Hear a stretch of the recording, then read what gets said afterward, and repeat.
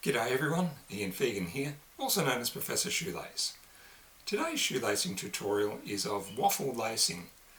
Now this is a lacing that looks a bit like the sort of raised rectangular grid of a waffle, or in fact like the waffle soles on some sneakers. Let's look at that firstly on my Ian's Shoelace site.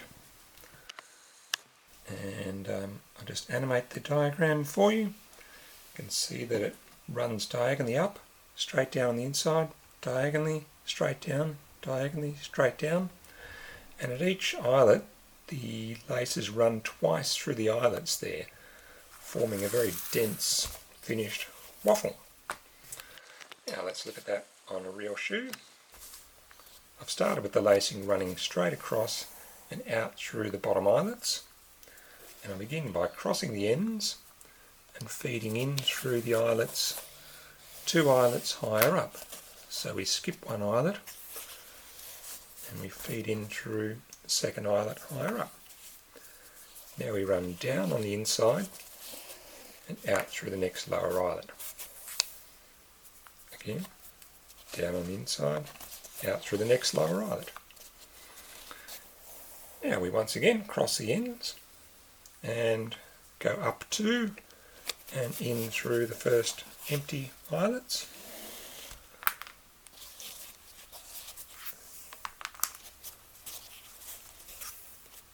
Now here's where it gets tricky, because we go down on the inside and the eyelet that we're going out through has already been used. But that's okay. I recommend that you do this on a shoe that's got large enough eyelets to accommodate 2 passes. Same here. Out through the already occupied eyelet, and once again we cross over on the outside, feed in through the eyelet 2 higher up. Now feed down on the inside,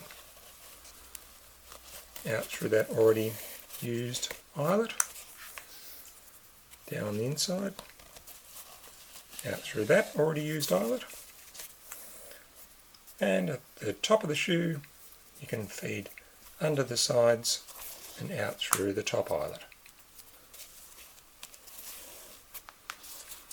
And that's where you can tie your favourite knot. I'm using my Ian knot, the world's fastest shoelace knot.